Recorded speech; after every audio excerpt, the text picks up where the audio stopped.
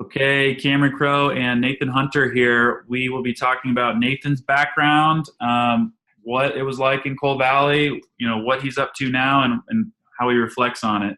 But first things first, if you've watched like so many people, all of these interviews, you're going to get some repeat here. Just bear with me. If this is your first one, you might be wondering what this is about. So I wrote a blog post almost 2 months ago that I had come to a realization that if I have strong feelings about something, I need to write about it because there could be somebody out there that it means something to. So like that could be huge for somebody. And I felt a weight on my chest about my feelings towards my high school, Coal Valley Christian. And I needed to say this because one, I wanted this opinion. There's really not anything negative anybody's said in a public way about Coal Valley that I was aware of. So I wanted this to be out there so people could consider it.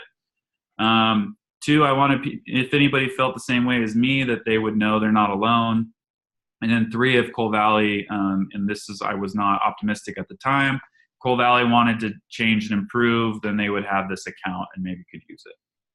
Mm-hmm.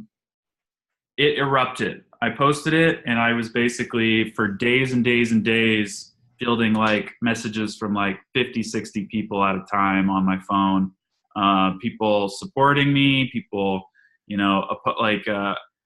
mad about what I wrote and how I wrote it. But the big thing was like about probably 20 or 30 people told me like, oh my God, thank you for saying this. I feel the same way. I didn't know anybody else felt this.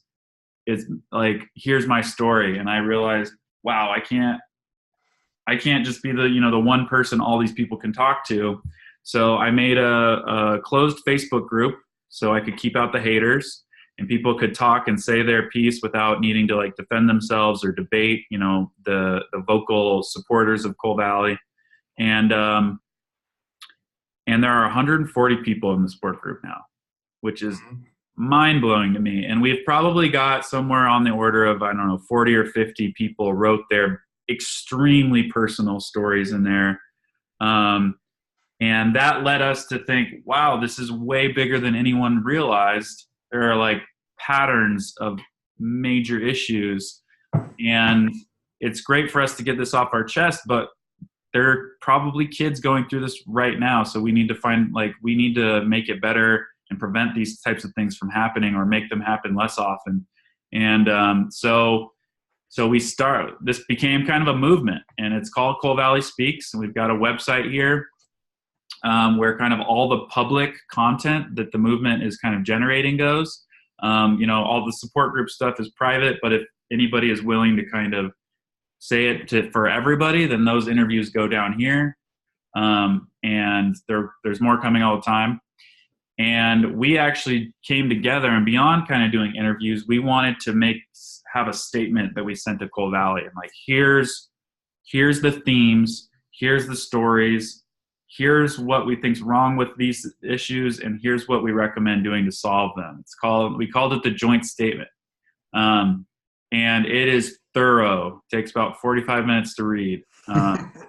But we've got sections here on all kinds of things: sexuality, sex education, sexism, LGBT populations, racism, bullying, mental health, yada, yada, yada. This is about probably over 20 people contributed to this document, and we spent over 100 hours of time on it. So this is major, major, major. And we're still waiting to hear back from Coal Valley about 3 weeks later. So I'm hoping they will coordinate with us, help. Like we have the same goal: make a safer environment for kids, and we can work together. And we hope that they see it that way too.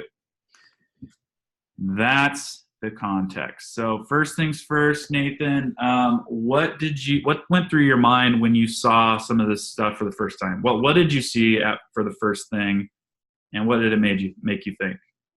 Yeah, so when I read the article at first, I actually was kind of hurt. I was a little angry as I was reading through it. And I posted this in the support group too. Is the idea that in high school there were a lot of my peers who I had struggle respecting, partially because they just looked down or had a belittled view of me, and you were one of those guys that I think like I just saw as like one of those rich kids that was stuck up and and a part of this group. And so when I read it at first, I was like, "Wow, this is just Like, something." you didn't have a bad experience, so what are you complaining about, kind of thing? Right, exactly. And I was just kind of like, this is just somebody complaining to kind of just get attention. And I was like, whatever. And then I kind of saw the movement takes happening.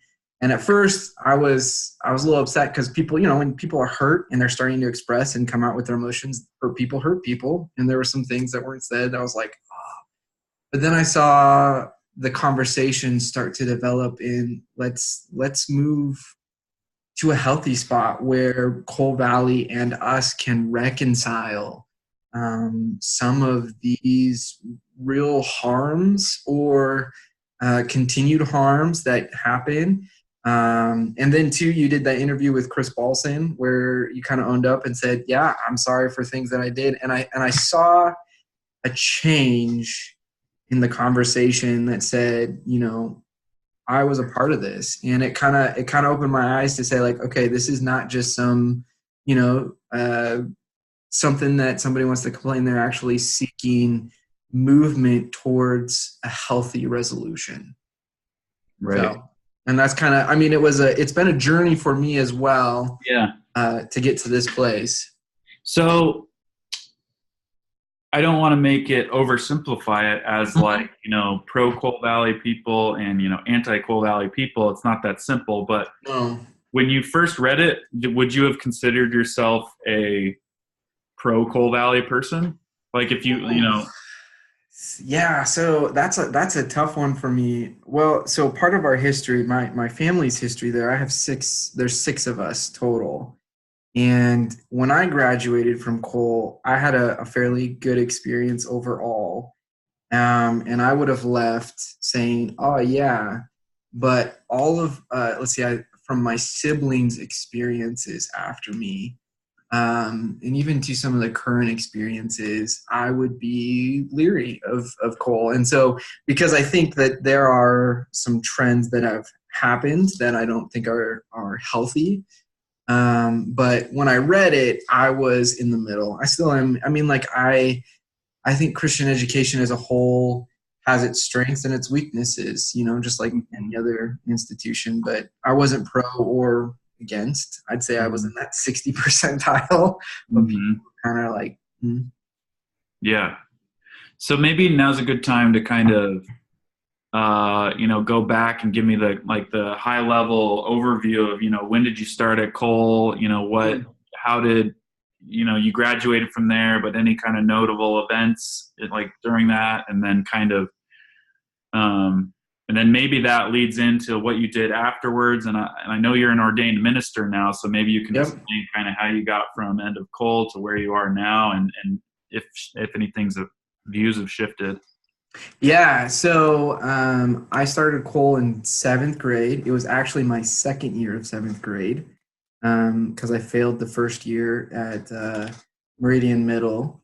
And the time that I came into Cole Valley, my parents were going through an ugly divorce. It was horrendous.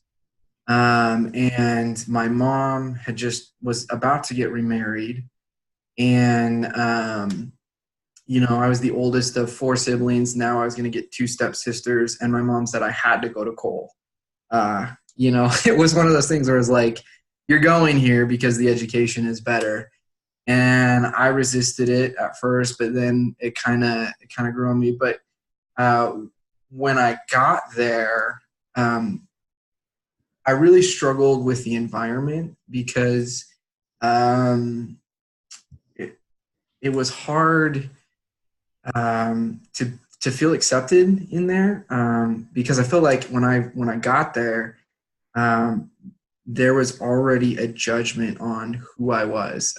First and foremost, I rode my bike to school every day in middle school. Like I didn't have my parents drop me off. I rolled in cold weather, warm weather, and middle schooler doesn't wear deodorant. I probably stink. I don't know. And I wore thrift stores clothes. Like I didn't buy Abercrombie and Fitch. The first time I ever heard about Hollister was in a home ec class in ninth grade. I never even heard of the store, and the entire class just made fun of me, like for that time on, about my inability to know about Abercrombie and Fitch and Hollister. Wait, how did that work? They made funny, like, Yeah, they just asked the question, like, what's Hollister? And people were like, oh my God, you don't know. Yeah, exactly. Yeah, it's kind of like you don't know this. Well, what do you wear? Like, where do you shop? Because you don't just bring up the fact that you thought shop at the thrift store. It's not something that and so I think that changed a lot of the mentality of who I was. We yard sailed. We got and I think it actually came out because I was wearing an Abercrombie and Fitch that my mom had found at a yard sale, and I didn't know what I was wearing. And they're like, "Where'd you get that shirt?" And actually, I think that week I walked into Abercrombie and Fitch in the mall because they had mentioned it. I mean, I was amazed that anybody would pay that much money for clothes. Like my world was rocked. Was it like I don't know, what was it, like probably like a $40 t-shirt or something? Yeah, it was just like a normal shirt that I would get for like $3. Somebody was paying $50 for it, and I was just like, how can you spend this much money? Yeah. And I think that kind of informed some of the things that happened early on in middle school, where I think I mentioned this, that it was hard to fit in, just because of the judgment of the way I looked and the way I dressed and those kind of things. And I really struggled. Actually, I can remember early on, because when I started, we had just bought the new building, and we still had the DMV there, and we would get Papa Murphy's pizzas, and we would get these pizzas that people would pay lunch for, and I had my own lunch. But to try to get attention or to feel accepted, I can remember trying to impress people with how many of those garlic butter things I could chug. Which honestly, I mean, if you think about it, it's kind of self-harm to get attention from people and peers that, that it never made it. They're just like, it just worsened it. But as a middle schooler, just trying anything to reach out for acceptance in a community that ultimately at the end of it, I never really felt accepted, even graduating. I was a part of the class. Yeah. So, but I think it was my freshman year, we went on a leadership retreat to Cannon Beach. And it was on that retreat that I found one of my greatest mentors, Mr. Wood, who was the administrator of Cole at the time. He became a mentor for me for the next 2 years. And then just this real clear awareness that there were other people in our school who felt the same way. And I made it a goal to never let anybody feel like I felt. Like acceptance, I wanted people to come to the school and know that despite what they may experience, somebody loved them for who they were. And it's kind of crazy. I actually don't remember who it was when I graduated. There was I got a letter from a girl. It was a 3-page letter saying, hey, I want you to know, just holding the door and saying hi every morning, you prevented me from committing suicide. And I was like, what? Like, stuff like that. Chills, man. Huh? That gives me chills. I know, right? Well, and unfortunately, I think, it happens. I mean, one of my sisters, the bullying and the verbal and physical, not physical in the sense of beating, but physical abuse of other property and stuff was just atrocious to where it led. And I just, so anyways, I left, went to NNU, to do because I wanted to be a teacher, a math teacher, or a youth pastor. And at NNU, they really challenged me to think about Scripture and its inerrancy, and some other real doctrinal things that at Cole Valley, it was just like if the Bible's 100% no error, and the denomination I'm in right now, we say there's no error when it's concerned with spiritual, because like the Bible's not a history book, the Bible's not a science book. It tells people about who God is. And so walking through some of those things, and I think it was like a couple years ago, 2 years ago, I got ordained through a long process of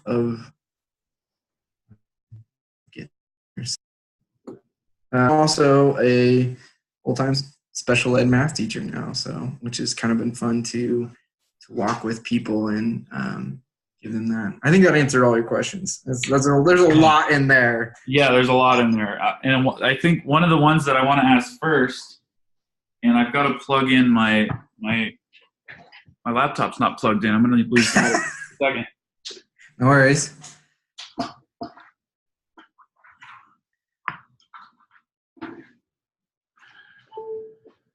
There we go. I heard it. Yep. I was having some range anxiety. You heard of that? That's like when people buy electric vehicles and like because there's a battery, it's shorter range. People have range anxiety that their battery's gonna run out. So I'm really curious to hear more about what you think about this, interpretations of the Bible, because I think it's gotten a little bit better or wider views on this stuff since I graduated. When I graduated, I pretty much thought like there were like real Christians and fake Christians.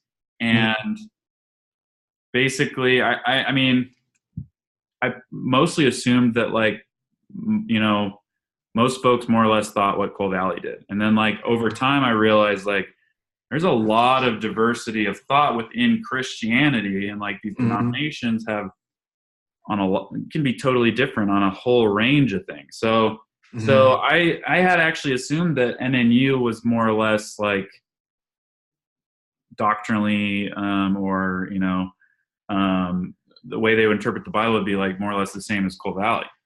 It sounded like what you said, it was kind of different. Oh yeah. So, well, actually there's a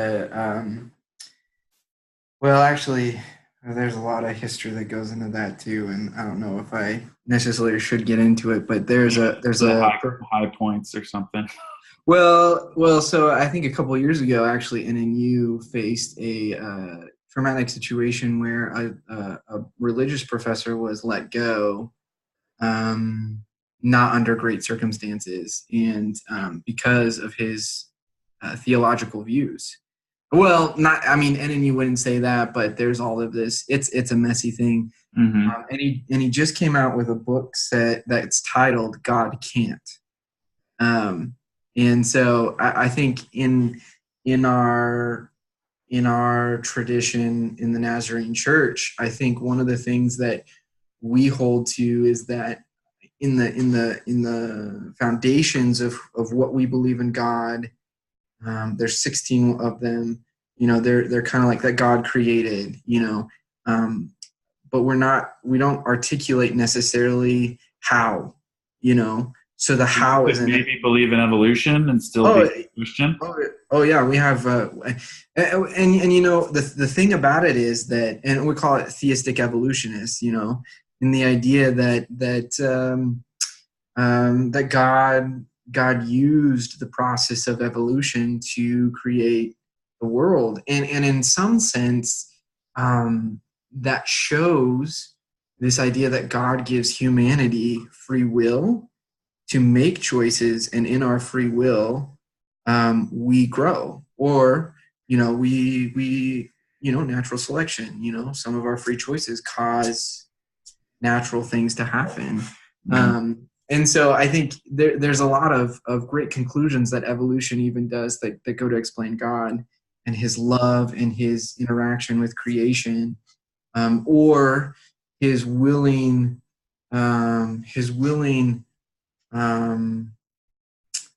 do I say this, withholding of action because he loves us. He doesn't want to interfere with our free will, because we're not puppets. We're not these animatronic things. I think that in God's love, there is an element in which we have freedom to choose, and sometimes we choose poorly, and there are consequences to that choice. Mm-hmm. Hmm. So yeah. So I mean, so there's a lot there. Yeah, that's pretty. I'm sure it's really there's a lot to it, but so that's one thing to me that sounds like you've personally really shifted on. And I don't know, maybe you didn't like, we were taught creationism, like. Mm-hmm. We were taught a bit about evolution, but not a lot. And it was honestly, to the way I felt like it was kind of like, here's a straw man. Mm-hmm. Here's like what you need to know about it so that you can like light it on fire. Right. And it sounds like you've shifted, or at least you see room for people to think differently than that now, whether or not you personally do. But are there other topics that you've shifted on that we're really strong in Coal Valley, but you don't like it? You see it different now. Well, and I think there's a ton of them that ultimately I think that God is God and I'm not. Anybody who says that they have the power to decide who's saved or not saved, they're a heretic. And because I believe that he's the one that's going to do that, not me or anybody in this world. But I would say, like, some of the things, for instance, are the way that the school taught Scripture. I think my belief on that has changed completely, in the sense that we were taught inerrancy, in the sense that God verbally dictated everything that was written. So, like the Apostle Paul, what he was writing was what God told him. And so it was the word of God that was put on there. It is inerrant no matter what. Mm-hmm. And that's true for all of Scripture. And yet when you look into some of the things like the Old Testament, First Kings and Second Kings and First Chronicles and Second Chronicles, there are same scenarios that are talked about that have different sides of the battlefield where one person was, or different amounts of numbers of people. And so, when you look into it and when you hold such a hard inerrancy that Scripture is, God, there's no errors, you leave yourself subject to looking like a fool. Because I think that God uses people in who they are to speak truth. In each of those books, even though they make a whole collection, they all have their unique purposes. And when we 100% compare them to each other, I think we lose the meaning that each of them has to explain a part of who God is. Mm-hmm. I think that part has changed completely for me. I don't view the Bible as a historical book. I think there's a lot of history in it that's been proven, which is awesome. I think it affirms the authenticity of it. Mm-hmm. But there are some things that haven't. And I think as well that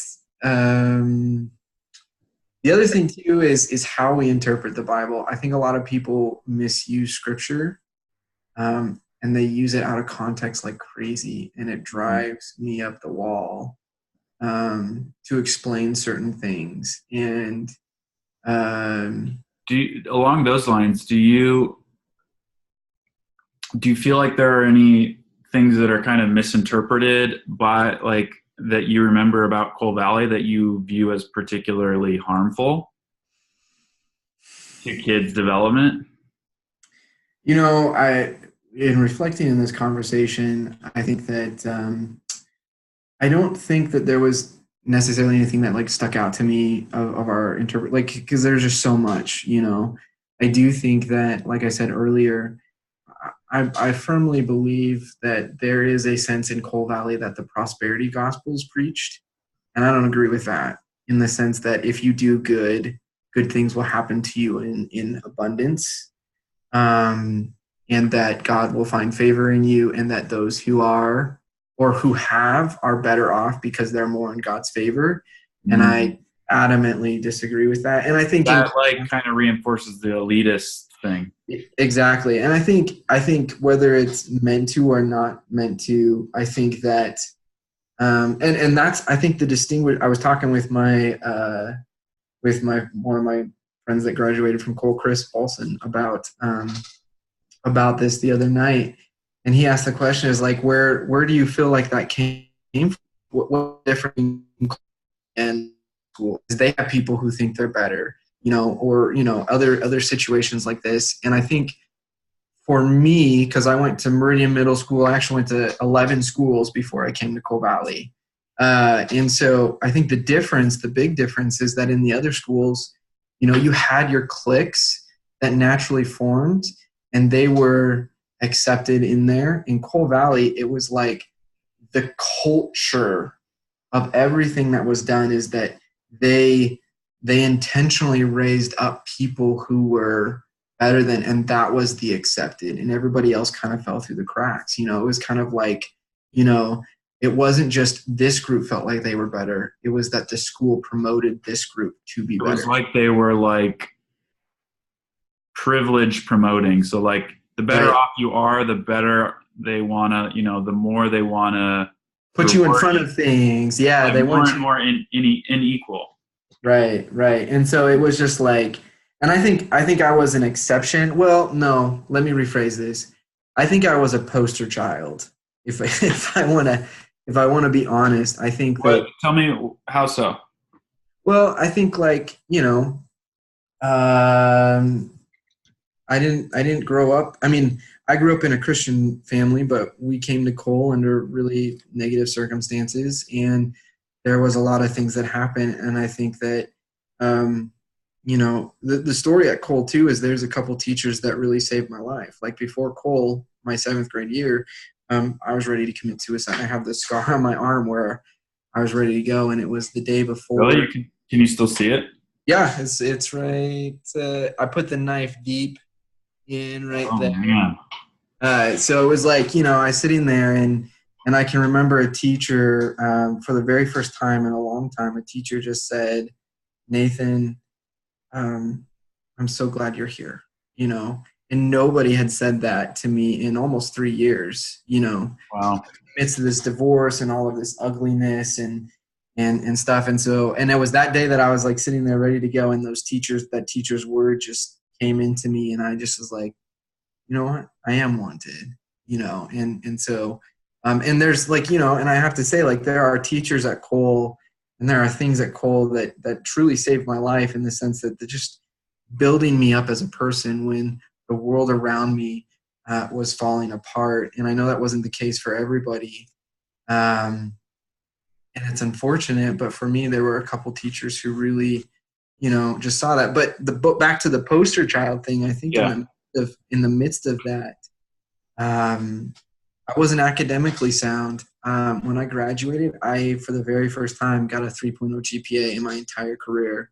You know, I was borderline academic probation the whole time I was in high school, you know, and yet some reason, you know, I was able to change. Like, you know, I feel like there was an air of joy that came out of me that was infectious, you know. Hmm. And people saw that, and you know, it became something that they wanted to like say, like, hey, look what Cole can do, yay. Yeah. And you Okay. know, we can Like a turn somebody like turnaround. this into like this, you know. And so which some of it was the teachers. I wouldn't say it was necessarily the administration, um, or that situation. That's another story. But What's another story? Oh, just I think like when the administration changed over, there became a ton of inconsistencies across the board. Um, and I would say, when we graduated, there was a sense of this is good. Like I feel like our class was pretty good, right? Majoritively speaking, but my siblings suffered a different story from decisions that the administrators were starting to make. And so, like one story is my sister was reading Harry Potter with me. We were having a competition and the last book had come out, and one of the teachers had called my mom in with one of the administrators, and they had a 2-hour conversation about why my sister shouldn't be reading that book, because the lightning bolt on her forehead is connected to the Nazi regime, which is also connected to the Zeus god, which is, I mean, it was just like some of the stuff that came out of this conversation. It's like a crazy conspiracy theory. Yeah, and I think like part of my excitement if they read the book, they would know how stupid that is. I know, right? But and the thing too is that I feel like what you're doing here is exciting because it's challenging, creating accountability for teachers, and what they say. I mean, there's one teacher during the 9/11 and us going to war, and you talked about the anti-Muslimism in your article, and I can remember one teacher, we were sitting in class, and they said, if you want to see like how horrible this Islam is, Rush Limbaugh has 3 videos of beheadings on his website, and you should go check them out. And so I went to Rush Limbaugh that night as a freshman in high school, and I watched 2 of the 3 videos, and I couldn't sleep for 3 weeks, because it wasn't an axe. It was like they legitimately take a knife and like, it was, I mean, like traumatized to this day because of that suggestion. But I just, I feel like, a teacher suggested that? Yeah. To go check it out, and that's mind blowing. Yeah, right. I don't even remember that. I must have been in another class, but that's terrible. Right. And not only is it like, look at something terrible that humanity is capable of. It's like, you want to know about Islam? Go watch this beheading. Yeah, and I think that's a misrepresentation of the religion as a whole, and I think very like loving religion with like tons of like great things about it. Like, right. When it's like taking Christianity and doing the same thing. I think there's a lot of great things about Christianity, and unfortunately we focus on so much of the negative of us, of Christians protesting gay rights and those kind of things. It's like, well, within ours, we have extremists too that represent us wrong. I don't, so anyways, that's another. You were saying that like changes in the administration, really started to make things inconsistent, and it sounds like maybe affect the culture. Oh yeah. And you mentioned, we talked about issues with Harry Potter. Like, were there other kind of changes that you noticed that were, concerning? Oh man, I think so. I think one of the biggest things that I saw start to happen, but also was reinforced with my siblings, is just this idea of that the people who have the money have the power, and the administration giving way to that. There are some stories of students who graduated not because of their ability, but because of their financials, and bullying teachers to give grades because of that position. Yeah, we have seen accounts of that in the support group. Right, and in the sense that and I saw some of the inconsistencies, and I was office aide every morning for my junior and senior year. And so I started to see some of those happens in the sense that if you were in favor with the administration, they were favorable to you. If you were not, you were punished to some of the fullest extent, of whatever they could do to make you an example. And I feel like there was inconsistencies with the rules, like for instance dress code. It wasn't held across the board. And I think like if the administration has a teacher who's hypersensitive to something, they need to be aware of, what's the teacher, or they themselves, be consistent with it. And I think that my sister, one of them, was definitely targeted for that because of the way she dressed and the clothes that she wore. And I think. Do you think that was, and it sounds like you would say that was like really unjustified? Was she, were they just picking on her because they could, or like, it was a gray area and they decided to, crack down on her and where they didn't with other people, or like? Yeah, I can't necessarily speak to what their thoughts were behind the process, but what was observed was this idea that, and part of it comes to some of the history, and I think that there were presuppositions about my sister, and in those presuppositions, they viewed her decisions of clothes as a certain statement, whether she meant them to or not, and that I can't make either. She had a little bit of a rebellious spirit in high school, I'll be honest. But A lot of kids have it. I know it's just a normal thing. But I think in the midst of it, there were other students who were wearing similar clothes that never got talked to. It was like there was a shit list, or there's like a white list, Right. Do not discipline, and there's the blacklist. It's like discipline at every opportunity, and then there's the gray area, and you could be on one side or the other depending. Yeah, well, and I think unfortunately, what I would say is your white list was the people who had the money. The people who had positions of authority. Even if you didn't have money, if you were if you had voices that could speak, or if you had parents who were willing to, step up for you, and take the school to court or whatever, threaten and know how to do that. The school whitelist. We don't want to anger this kid. We don't want to anger this parent, but anybody that they could. Yeah. And then I think there was the blacklist was like, these are the kids who, parents are barely making any contribution to the school. These are the kids who, if they did leave because of our decisions, I don't think we would care that much, or like, I think like, I don't know, I can't speak that was the mentality, but that's how I felt, in the sense that, if you were in the office for 2 years, I wasn't in there that much. So, I mean, of all students, I don't know who would really have a better read on that.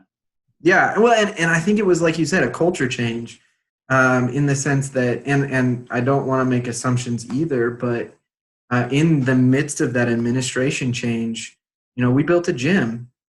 It costs money, and so I want to say that that the administration at that time was making decisions that would not put the school at jeopardy because of things, and I just want to sit there and I want to be like, what would you want to do? Compromise your academic and ethical morality, or get more money? And I think they chose, financial security over, trusting in a God that's powerful enough to supply all our needs, and be consistent and be morally sound in the way that we represent ourselves. I don't know. Yeah. Wow. So you mentioned that, I was kind of struck by the reaction in the support group to your story that you wrote there, and you were talking about Mhm. how, I felt I didn't feel accepted, and I decided right then and there that I didn't want anybody else to not feel accepted. So I went above and beyond to be there for people. And it seemed like the overwhelming reaction was, "Whoa, Nathan, I didn't know that you had shit going on. I just thought you were Right. a happy-go-lucky kid and you were there for everybody and you're the nicest person in the school." So it's actually really interesting that like what was going on behind the scenes is you felt, you were you tried to kill yourself. Hmm. You just kind of, what made that switch for you? Like how, like, does that just one day you woke up and you're like, no, I'm not going to let it happen to anybody else? Hmm. And, how did you try to hide the pain? Like, how did you kind of make this metamorphosis? Yeah. So I think so.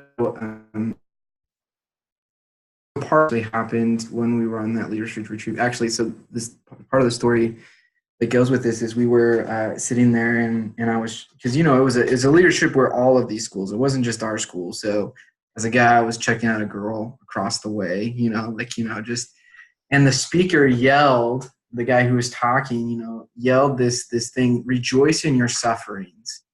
And I sat there and I looked at him, and my thought was, you crazy fool. Like, you want me to give God the glory in the midst of all of the crap that I'm facing?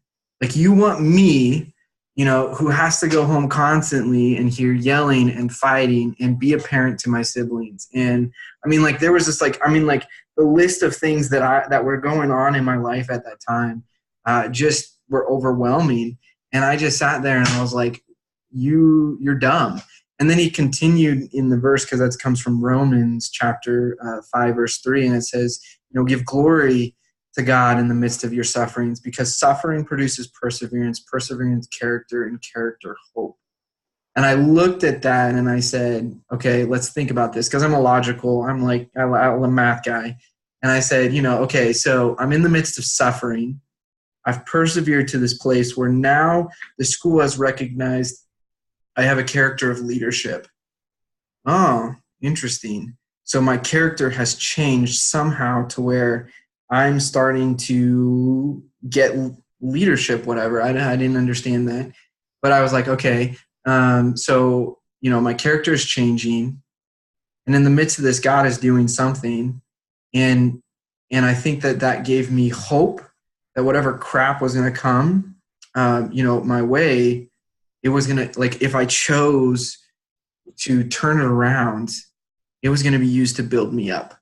Mm-hmm. um, and I saw that for myself, and seeing like the decisions that I could make and then that I was going to make, like to end my life or these certain things, and how in walking in the midst of this, there was a sense in which,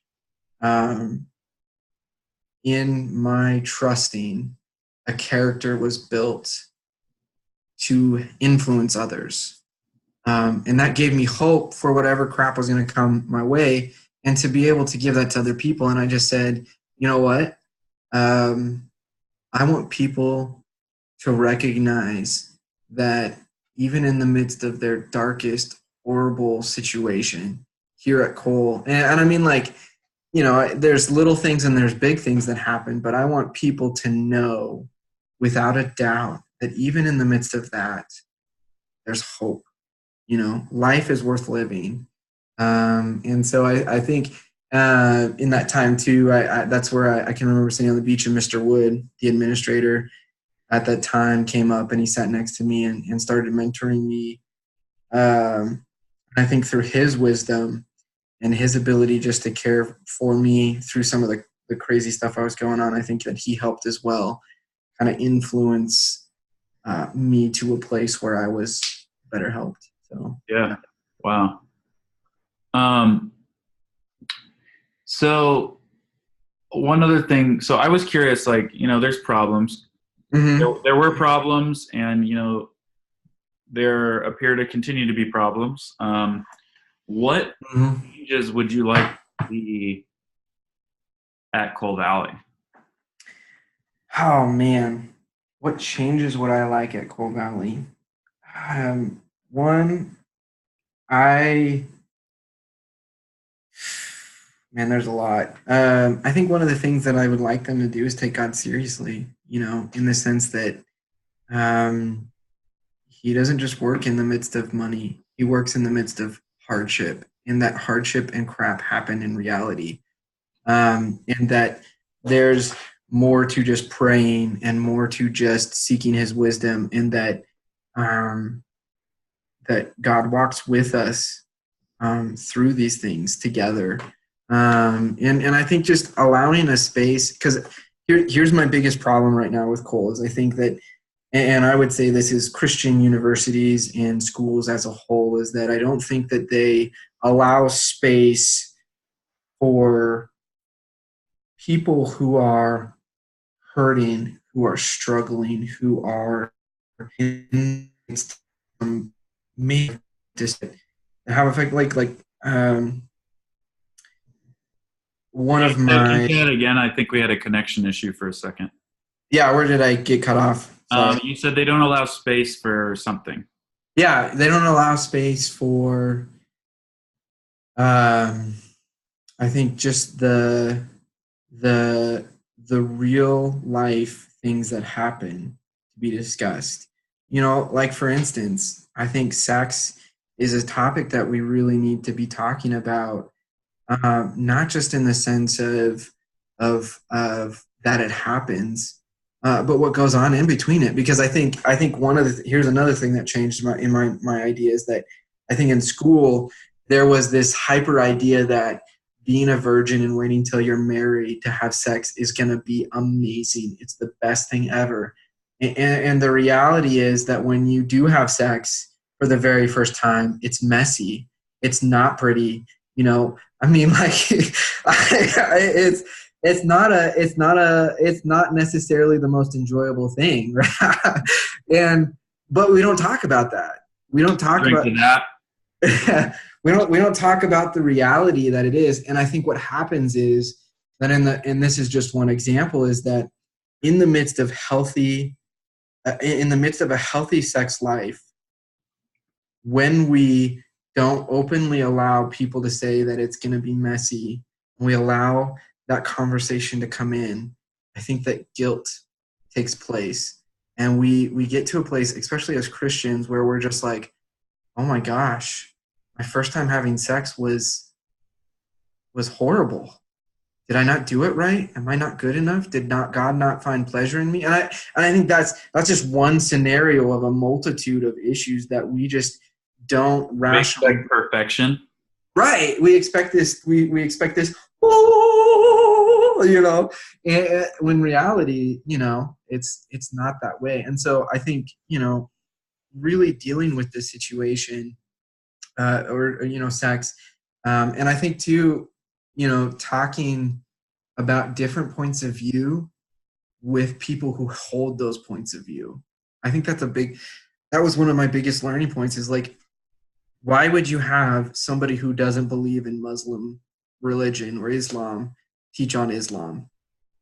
They're going to give a skewed, it's going to be a skewed version of what they're going to talk about. They're not going to be able to answer some of the hard questions, and two, I think, man, my hope is that grace would abound in life decisions when some people reveal certain things. One of my best friends came out 2 years after we graduated, and he was That's met. gay. Yeah, yeah. That he was met. Well, it was Christian Brown. He came out openly and publicly about this, and he was a coach for some of the students there. And unfortunately, I think some of the students and some of the people there treated him horribly. And luckily, I think he had a foundation of love and grace to be able to take that, from people who surrounded him in the midst of that before he was able to do that. But I think our students, and just walking with people and saying, hey, when this happens, what our first reaction should not be this. Our first reaction should be, let's walk through this together and figure out how we can have a conversation. Because I mean, like, people are hurt in the midst of this, you know. It can be traumatizing on both sides, in the sense that, I mean, one person's walked one way, and then to have that person that you hold, like, your whole life change over here. And so our first reaction here can be hurt. And in that hurt, we just like, you know. And I wish Cole would, you know, maybe walk better, instead of, like you said, you know, presenting this is, you just need to respond this way. It's like actually having dialogue with people who hold those views. In civil conversation, like what we're like what you guys are doing here is like, hey, let's talk about. We really want to see these issues addressed with right. And I think that there are some current students at Cole who have made decisions or have found themselves in life, and they feel isolated and alone because they can't talk about them. And in that, you'll finally be able to become a whole person again. You know, you'll never be able to live life. There's always going to be this overwhelming sense of dread that you're not good enough. And I think that that's ultimately what I'm seeing for high schoolers, especially, is that, you know, we live in a world where crap happens, and we need safe spaces for that, where the women leaders will not say, well, it's your fault you wore those clothes. That's not the right response to that, you know. And so, yeah, I hear kind of a message to kind of like both the administration in that, and then also kind of to current students. Like, well, maybe how would you phrase it to current students? Like, you know, you wish there was a safe space for them to talk about it, but like, what would you say to them if there's not?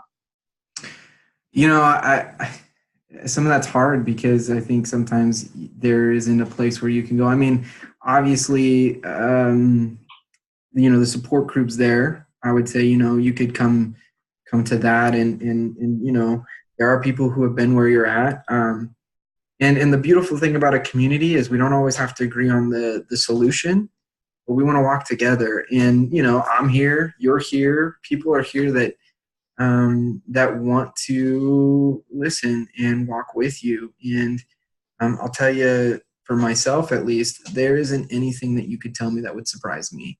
You know, and I'm always an open ear in that sense. But, you know, lean in, you know, take a leap of faith in a safe spot, you know. And there are people at Cole, there are teachers at Cole that I know of that are safe people to talk to, you know. And don't take one teacher's reaction as the mentality of the whole. Yep. And that's good stuff. What would you say to parents that are thinking about putting their kids in Cole Valley? Like, what do you want them to hear?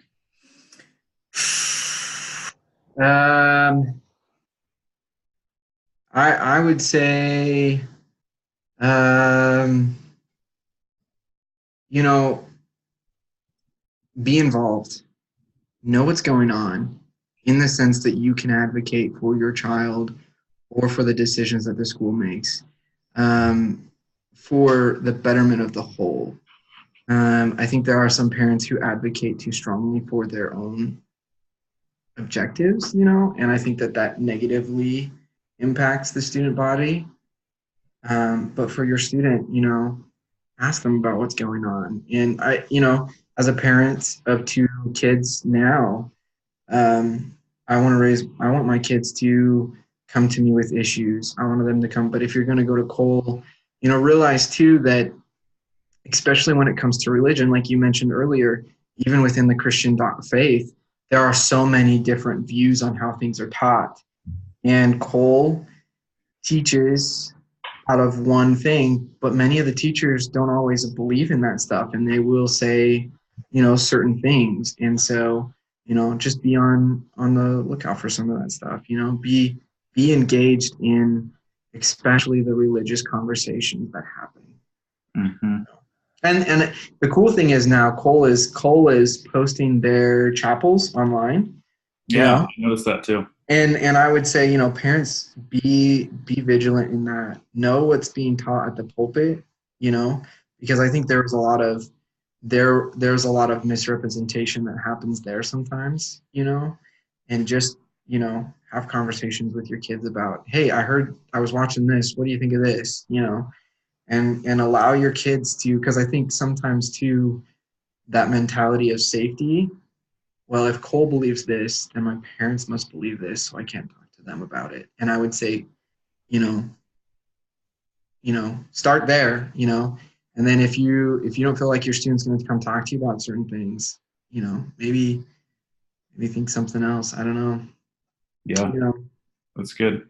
I think academically they're amazingly sound. Like I learned and I gained a lot of academic stuff. I grew and I excelled in my academics because of Cole. I think some big issues that can prevent academics. If you're dealing with depression, anxiety, your sexuality, those kind of things, Yep. I think that it's not necessarily the best place to be. Totally. Is there anything else you want to share? Oh man, we talked a lot. Yeah. Man, well, I don't know. We've been going for an hour now, so I know that people see an hour on a video and they're like, another long. I hyperlinked to sections, so if people just want to watch right, yeah. Right. Part of me actually wants to know. I told my journey, but in the midst of right, yeah, conversation, I kind of wanted to. So my side of the story is that I left Cole, and now I'm an ordained pastor preaching the Word of God, and His love and His grace and His mercy. But in your story, now you've said that you are now on the opposite side. And part of my thought was I wanted to know your journey from leaving Cole to where you're at now, like kind of how that happened. Yeah, sure. So I'll start in Cole Valley. I don't know if I had questions. I was like pushing back on some things. Not huge things, but like some things just didn't make sense to me sometimes. And I wouldn't say it was like, is Jesus God? Nothing like that. It was just like, a lot of lifestyle related stuff. And I was like really unsatisfied with the reactions to my questions. Felt like they were always negative. And it wasn't just Cole Valley. It was like, I probably tried like 4 or 5 churches in high school, and I would always talk to the youth pastor, and I would like end up getting coffee or a smoothie or something, and we would talk. And then it was almost always like, they're suspicious of me now because I'm asking, like, it's not making sense to me, and I'm asking why.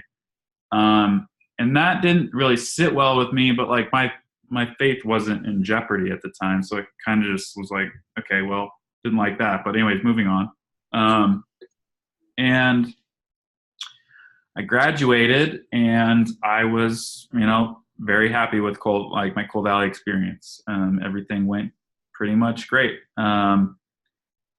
I went to Boise State, and my friend group was more or less the same. So it was like a big group of like Cole Valley friends of mine. We all went into Boise State, and many of us lived in the honors college at Boise State in the same dormitory. So like we were the friend group, and some people kind of joined us from elsewhere in the university, but they were mostly all like Campus Crusade for Christ people. It was like kind of like Cole Valley 2.0. But despite that, like I was getting new perspectives. There was diversity there. I never had diversity of thought before. At first I was really suspicious and skeptical of it because, like, you know, I'd been raised to, like, guard yourself against the world. Like, they're going to try to persuade you. It's going to be silky smooth. It's going to, you know, you're going to want it. Don't trust it. Like, they're trying to get you.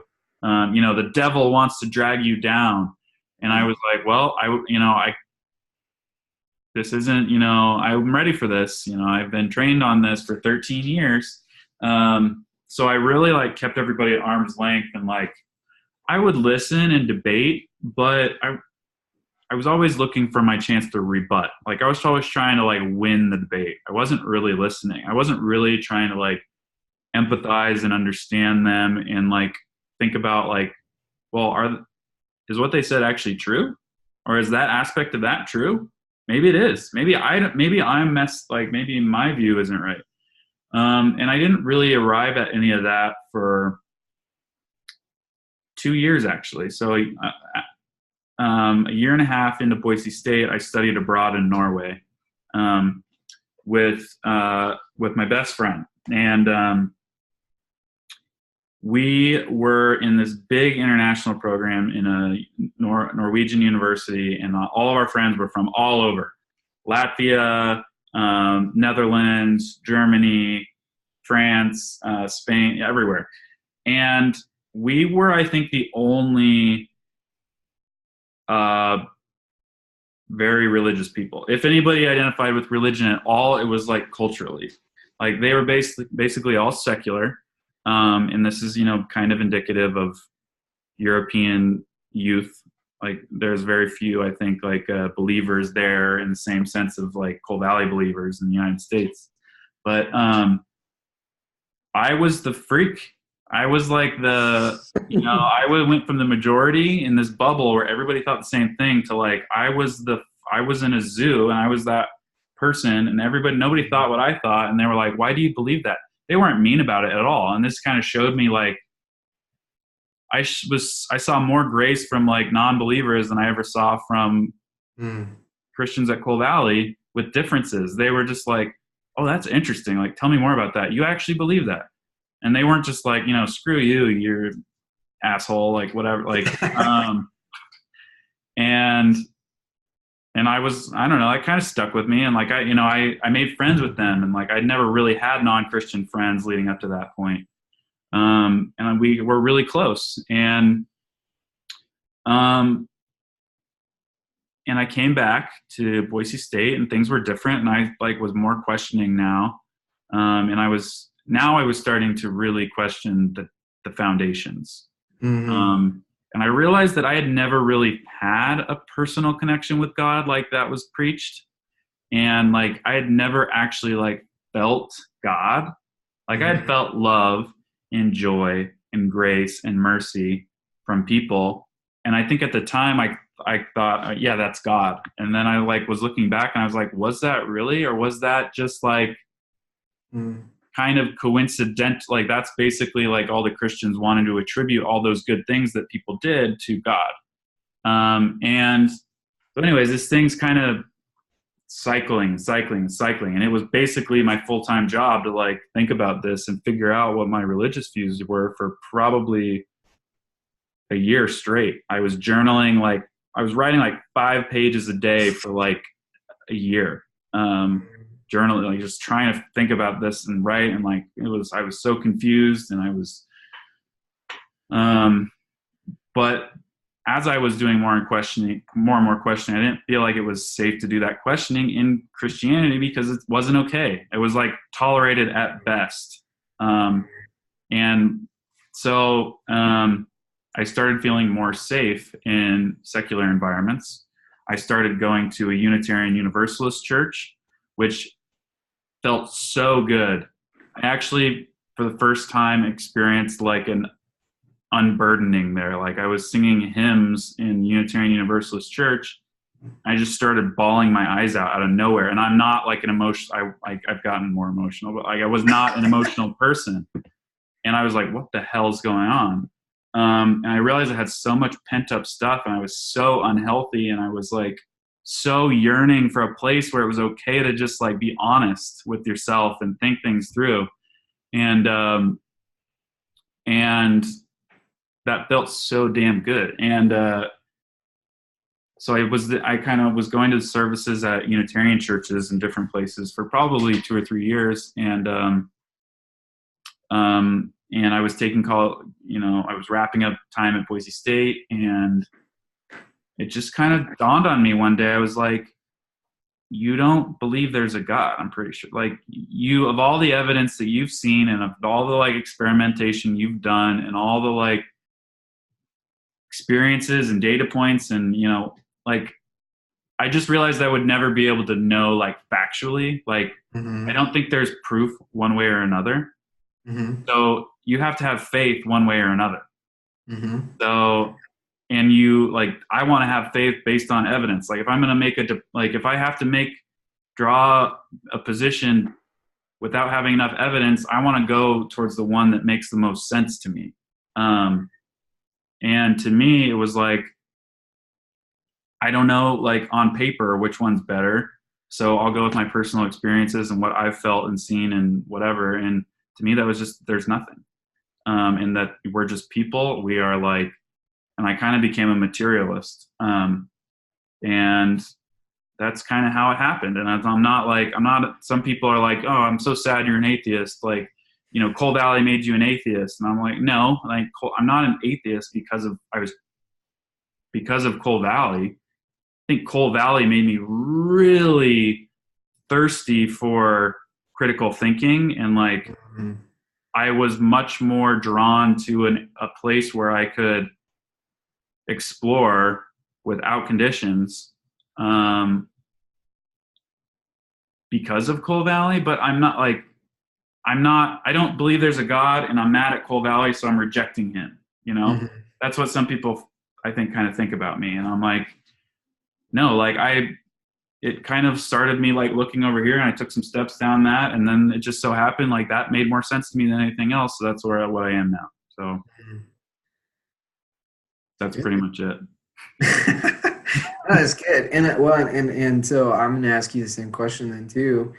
If you have students at Coal Valley right now that have those questions or are wanting to have a safe space to be able to question God, what would you recommend? Man, nobody's ever flipped my questions on me before. I actually don't have my answers prepared, so this is all off the cuff. I mean, to students, be honest. Be honest and open, and like, do not, if something doesn't make sense to you, don't just swallow it because you're supposed to. Like, don't turn your mind off. Open it wider.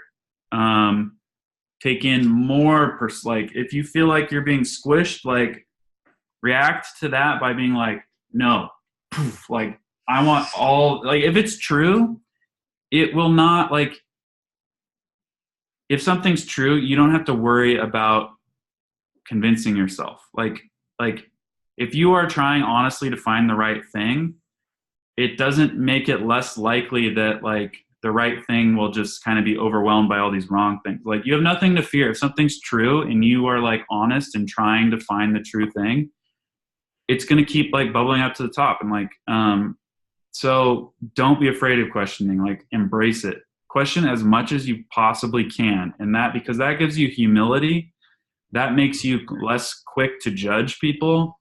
That makes you realize like there's not a whole lot in life that you can be sure about. So it makes you really careful on when you draw a position, and it makes you much more by default to respect people and to wonder if maybe they're right and maybe you're wrong. And I think that's healthy. And I don't think that means you need to be an atheist. That's what made sense to me. And I think you need to do what makes most sense to you. Because not everybody's the same. We all have different journeys. So you're in a tough spot at Coal Valley, unless it's way different than every account that I've heard, which I don't think it is. You might not get that support to think that way there. I think there's some teachers that do a better or lesser job at that than others at Coal Valley. Mm. Lean on those ones that really challenge you and try to make you think openly as much as possible. But realize you don't have to be afraid of non-believers or people outside of Coal Valley. You can learn from them too. So whether that's these interviews, the support group, reading books written by non-Christians, like that's that's okay. Like it's not gonna, destroy you.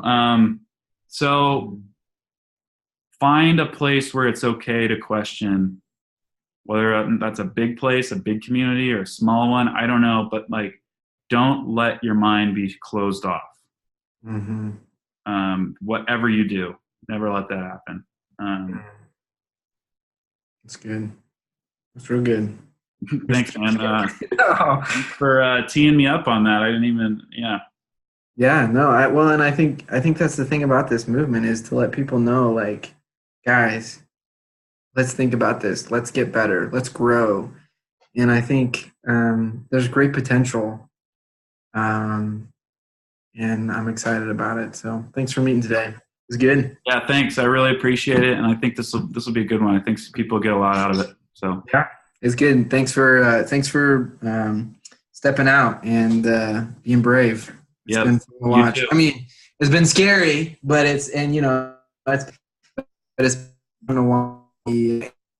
For me, like, I think that there's been a lot of healing for people, because there's a lot of people who I just rid off, like you know, and it's been really encouraging for me to say, like, wow, there's more to that person than just that. And so I want to thank you for that. So thank you, man.